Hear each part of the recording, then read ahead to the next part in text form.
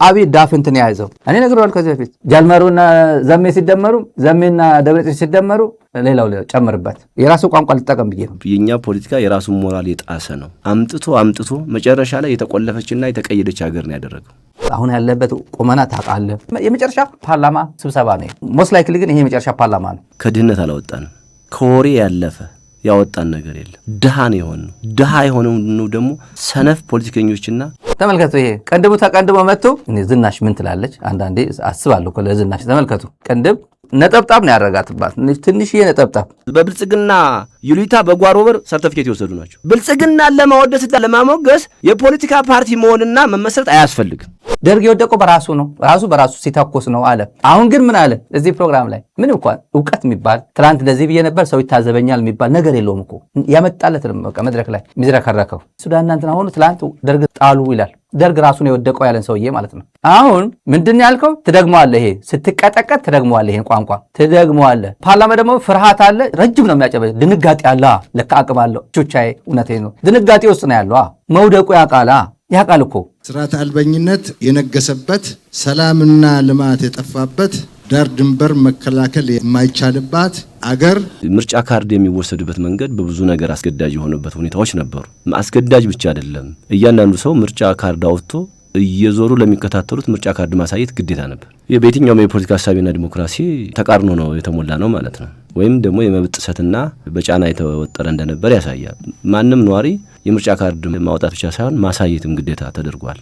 ሌላው ማውጣት የማይችሉ በውክልና ሲወጣላቸው ነበር። አንድ ሰው የብዙ ፋይዳ ሰው እየሰበሰበ ካርዱ ቤታቸው ሲገባ ነበር። የሃዲያው ፋንዲያም በአቅሙ ስለኔ ሊናገር ሞክሯል። ስለ ዘመነ ካሴ ተናገርኩ። ዘመነ ካሴማ you know it well ስማርት እንደሆነ፣ ጀግና እንደሆነ፣ ጎበዝ እንደሆነ፣ አንበሳ እንደሆነ አይታችሁታል። ገና ዘመነ ወጡ ሲል ነው የሚያንቀጠቀጣቸው እና they know ከማጋዲል እንደሚያረጉ አይተውታል። ግርማው የሚያስፈራ ማለት ይሁሉ አስደንግጧል፣ አናዷቸዋል። of course አብይንና ዘመነ ልታወዳድረው አትችልም። አብይ ዘመነ ጋር ሲቆም በቃ ተፈጥሮ ራሱ የጎበጠ ነው። አብይ እግሩ ላይ ነው የሚደፋው። ሉዓላዊነቷን ያጣች እርስ በርሱ የሚተላለቅ የውጭ ጠላት እንደፈለገ ገብቶ ዜጎቿን የሚያጨርስበት የሞት የመከራና የሰቆቃ አገር እንደሆነች መወሰድ ይገባዋል። መወሰድ ይገባዋል። ይህን ሁላ አሁን ያለንበት ቁመና ማን የተነገረ? ብርሃኑ ጁላ ነገረን ነው። ማን የሚያስተዳድረው ሀገር ነው? አብይ አህመድ አሊ የሚያስተዳድራል ነው። የአባ ፊጣ ልጅ ነው። ችግር ውስጥ ነው ያለ ነው የሚሉት እነዚህ ሰዎች። የኢትዮጵያ ጀነራሎች እነዚህ ናቸው። ውስጣችን እየታመሰ ነው ያለው። ውስጣችን እየታመሰ ነው። አብይ ዳፍንትን ያይዘው እኔ ነግሬዋለሁ ከዚህ በፊት። በተለይ ክልል ውስጥ ግልጽ ነው። ካርድ ከማውጣት ጀምሮ እስከ ምርጫ ጣቢያ ድረስ መሄድ ብቻ አይደለም። አንዳንድ ቦታዎች እንኳን ደህና መጣችሁ ተብሎ ካርዳቸውን አስረክበው የሚሄዱ ጣቢያዎች ብዙ ነበሩ። በቃ እኛ እናግዛችኋለን እንጨርሳላችኋለን እየተባለ ጥናት አድርገዋል። እርሶ ይሄንን መረጃ እንዴት ነው ከየት አገኙት? የኛም ዘመዶች የጥያቄ ነው የቀረበላቸው። እኛን የወለዱ ያሳደጉ ቤተሰቦች ሳይቀር እንደ ትክክል አድርጎ መቁጠር ትውልድንም ዲሞክራሲንም ስርዓትንም ከመገንባት አንጻር አያዋጣም የሚለውን ለማሳየት ነው። አጠቃላይ የራሳችንን ሞራል የጣሰ ፖለቲካ ውስጥ ነው ያለነው። የኛ ፖለቲካ የራሱን ሞራል የጣሰ ነው። የኛ ፖለቲካ ስርዓታዊ ቅኝ ግዛት አሳልፎ ራሱን የሰጠ ስርዓት ነው። ግርማው የሚያስፈራ፣ ሞገሱ የሚያስፈራ የሰባተኛ ክፍል ድሮፕ አውት አይደለም ዘመነ ካሴ። የጎልድ ተመሪ፣ የወርቅ ተሸራሚ፣ በደንብ ዩኒቨርሲቲ ገብቶ ወርቅ ተሸልሞ የወጣ ነው። ከሰባተኛ ክፍል ወጥቶ ማንም የማያውቀው ፒኤችዲ ያለኛል አይደለም። አገር ያወቀው ፀሐይ የሞቀው የኦንላይን ትምህርት ቤት ሳይሆን ኢምፐርሰን ቁጭ ብሎ ተምሮ የወርቅ ሜዳሊያ የተሰጠው ጀግና ነው ዘመነ ካሴ። እንደ ወንዶቹ በረሃ ገብቶ የታገለ እናቱ ወድ ብትገባ ዝም ብዬ እናቱ እኮ የለም በህይወት እኮ የለም፣ ግን እናቱ ወድ ብትገባ ማለት በፍጹም የትም መውጫ ቀዳዳ የለም ማለት ነው። ምን ጥርጥር አለ? ይሄ ያማቸዋል። እንደዚህ ስላቸው እኔ እንደሚያማቸው ነው ያውቃሉ። እውነታው እሱ ነው። አንድም መውጫ ረቀ ማለት በፕሪንሲፕል በመርህ ከብልጽግና ህይወት ጋር አይገናኝም የኛ ህይወት ማለት እኮ ነው። እኔና እሱ ስንደመር እያልክ አሁን ጃልመሩና ዘሜ ሲደመሩ ዘሜና ደብረጽዮን ሲደመሩ ሌላው ጨምርበት የራሱ ቋንቋ ልጠቀም ብዬ ነው። የራስ ቋንቋ ልጠቀም ብዬ ነው። እንደዚህ ተበላሽቶ ተራ የወርጋጥ ስራ ይሰራ ብዬ አስቤ አላውቅም። በዚህ ሰዓት አብይ አህመድ እድናለሁ ብለህ እንዳታስብ። አምጥቶ መጨረሻ ላይ የተቆለፈችና የተቀየደች ሀገር ነው ያደረገው። ይሄ የፖለቲካችን ውጤት ነው። ከድህነት አላወጣንም። ከወሬ ያለፈ ያወጣን ነገር የለም። ድሃ ነው የሆነው። ድሃ የሆነው ደግሞ ሰነፍ ፖለቲከኞችና ሰነፍ ስለሆነ ወሬኛም ጭምር ስለሆነ መጨረሻ ግን የውድቀታችን ማሳያ 2018 ነው። የየዘመኑ ገዢዎች ፓርቲ አጫፋሪና አጃቢ ሆነው የሚሰየሙ የፖለቲካ ግብ የላቸውም፣ የፖለቲካ ብቃት የላቸውም፣ የፖለቲካ ስነ ልቦና የላቸውም፣ በኢኮኖሚም ጥገኛ ናቸው። ቀለብተ የሚሰፈርላቸው ቁጥራቸው እንደ አብይ አህመድ ሳበታጅ እያደረገ ለግብጽ እየሰለለ ለኤርትራ እየሰለለ ለኦነግ እየሰለለ አምኑ ያስቀመጠውን መንግስት እየሰለለ በማጭበርበር በማምታታት በስርቆት በውሸት በወንጀል አይደለም ስልጣን ላይ የመጣው እንደ ወንዶቹ በረሃ ገብቶ ታግሎ ነው። እንደ አብይ አህመድ ሬዲዮ ተሸክሞ ጀግኖችን ከስር ከስር እየተከተለ አይደለም። መሳሪያ አንግቦ በደንብ ታጥቆ ጠላቶቹ ፊት ለፊት ገጥሞ እዛ ማዳ ሆኖ እዚህ ማዶ ጣለው እንኳንስ ሰውየው ጠበንጃው አይን አለው ተብሎ እንደዘፈኑት ራሴ ለኮስከው ራሴ ያበላሸው ፖለቲካ ነው። ኢትዮጵያውያን ደስ ሊላችሁ ይገባል። የአብይ የዛሬ ቁመና አይታችሁ የማይደሰት ካለ የብልጽግና ሰው ብቻ ነው። ፍርሃት የወለደው ነው ይሄ። ከወደቁ በኋላ መንፈራገጥ ይባላል። መንፈራገጥ ይባላል። አዋሬ አካባቢ ንገራቸው። እሱ ጨዋታ ከነሱ ጋር አድርገው አዋሬ ሰፈራችን ነው የምትለው ሂድና እዛ ተጫወተው። የጨዋታ የአብይ ብልጽግና በእውነት ኢትዮጵያን የሚወዳት ከሆነ አብይ ውልቅ ብሎ ነው መሄድ ያለበት።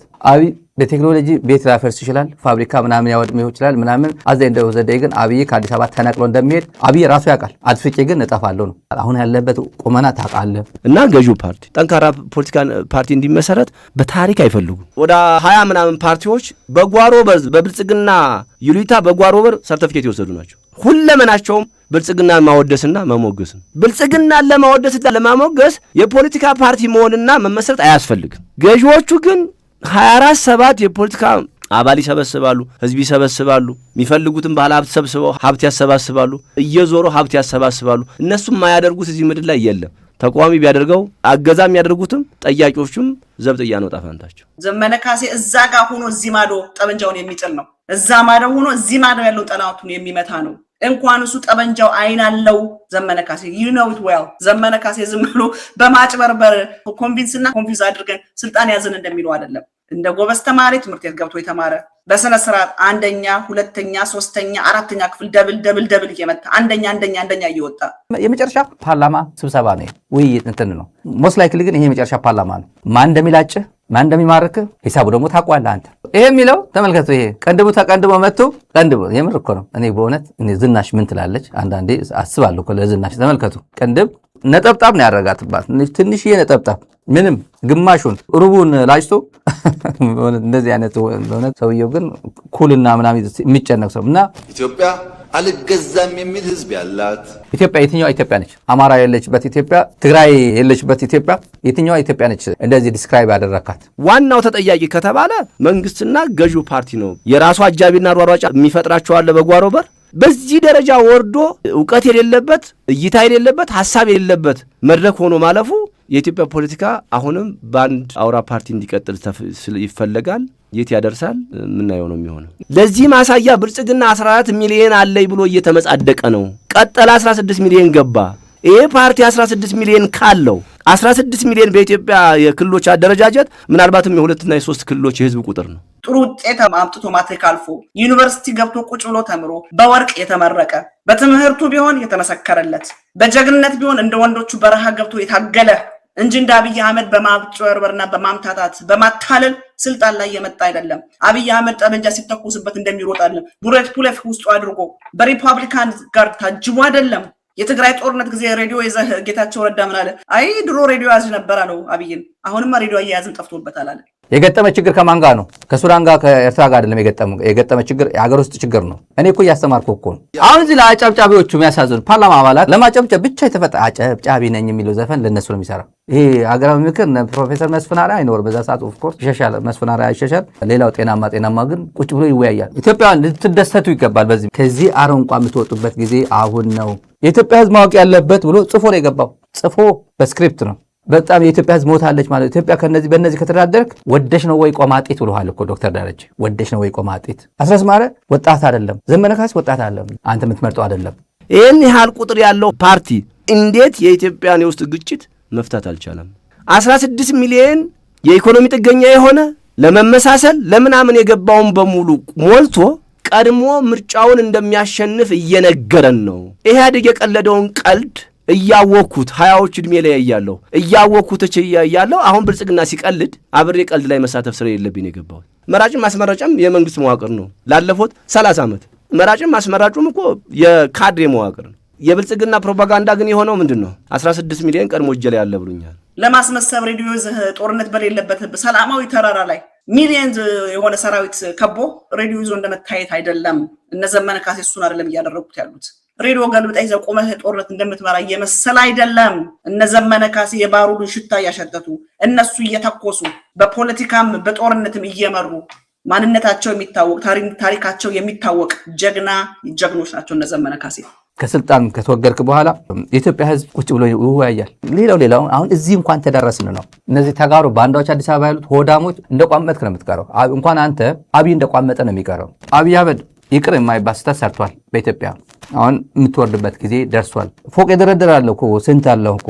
ኦፒዲዮ ደግሞ ሰማይ ድረስ ደርድሯል እኮ ዛሬ። ከዛ በኋላ ነገ ጠዋት የሚመጣ ኃይል ደግሞ ሌላ አርጩሜ ይዘው ነው የሚመጣ። አርጩሜ ምንም አልገባህ ማለት ነው ነገሮች። ለማንኛውም አብይ አህመድ መርህ የለሽ ግንኙነት ፈጥረ ኢትዮጵያን ቀቅለ በልተ የኢትዮጵያ ልጆችን አጋይሰ የኢትዮጵያ ህይወት ምስቅልቅል አድርገ እና የሃዲያው ፋንድያን ባቅሙ አይ የሃዲያው ፋንድያ ስለዘመነ ከአቅም በላይ ናቸው። ዳግም መፈጠር አለብህ እነሱን ለመረዳት። እንደገና ዳግም መፈጠር አለብህ።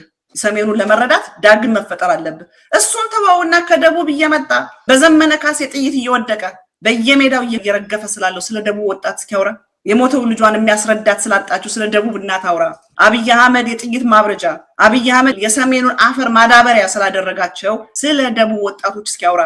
ያለ ቀባሪ አሞራም በቃኝ ጅብም ጠገብኩ ብሎ ስጋቸውን ስለማይበላው እየወደቁ ስላሉት ስለ ደቡብ ወጣቶች አውራ። የሃዲያው ፋንድያ ብልጽግና በዚህ ደረጃ መዋቅርና ግዙፍ ከአፍሪካ አንደኛ ከዓለም ምናምነኛ ብሎ ከተናገረ ኢትዮጵያ በጦርነት መናጥ የለባትም። ሆን ተብሎ ደግሞ የሚነገረው በጠቅላይ ሚኒስትሩ በአፍሪካ አንደኛ ምናምን። ይሄ ለፖለቲካ ጨዋታ አደገኛ ነው። እኔ ብልጽግና እናሳቸውን የምሞግተው ይሄን ያህል መዋቅር ካለዎት እባክዎት ከግጭት ነፃ ያርጉን ነው፣ ሰላም እንሁን ነው፣ አገር አትናጥ ነው የኔ ሙግት። የለህም ነው ብልጽግና ይሄን ያህል አባል የጠራ የበቃ ለፖለቲካ ዓላማ የጸና የለህም። ቢኖርህ አገር አትናወጥም። ስለዚህ ጥራት ያለው አባልም ምንም የለውም። ቢኖረው ኖሮ መንግስት ራሱ በዚህ ደረጃ አይፈተንም። ይሄ መንግስት እኮ በጣም ተፈትኗል። መፈተኑን እኮ ምኒልክ ቤተ መንግስት ገብቼ መቀመጥ አይጠበቅብኝ። የአማራ ህዝብ አጠቃላይ ያለበት ስነ ልቦና የአሸናፊነት ስነ ልቦና ነው ያለው። ታውቀዋለህ፣ ትላንትም አሳይቷል። ታውቀዋለህ። ጠይቅ፣ አማራ ክልል ገበሬ ጠይቅ። ብልጽግና እያስተዳደር የታባቱ ነው የሚል ብልጽግና ድርሽም አይላትም ነው የሚል። ከዚህ በኋላ ብልጽግና የሚባል አለቅላቂ የወንበዴ ስብስብ መጥቶ አማራን ያስተዳድርም ብሎ ያምናል። አሁን ብልጽግና የሞት የሽረት በቃ የመጨረሻ ሁሉ ነው የሚተኩሰው። አሁን ኒውክሌር ቢኖረው ይተኩሷል። አሁን ግን አጋጣሚ የለውም። መናጢ ድሃ ነው። ስለ ሰሜኑ ለመረዳት ዳግም መወለድ አለብህ። ሊገባህ አይችልም። በአንተ ላይ ሊወራ የሚችሉ አይደሉም። መሀል ገበያ ነው መሀል ምናምን ለሚባለው የሃዲያው ፋንድያ ለእሱ አድርሱልኝ። ብልጽግና በቃ እነ ስታሊን አንድ ሐሙስ ነው የቀረ ይላሉ አይደል? እኔ ግን በሰዓታት የሚቆጠሩት የቀሩት ነው የሚለው። በሰዓታት የሚቆጠሩት ብልጽግና ቬንቲሌተር ላይ ነው ያለው። በማሽን ነው እየተነፈሰ ያለው። ኦርጋኖቹ በሙሉ ፌል አድርገው በማሽን ነው በቬንቲሌተር ነው እየተነፈሰ ያለው። ስለዚህ ቬንቲሌተር ላይ ያለውን ብልጽግና ሁላችን ኢትዮጵያኖች እንታገለው።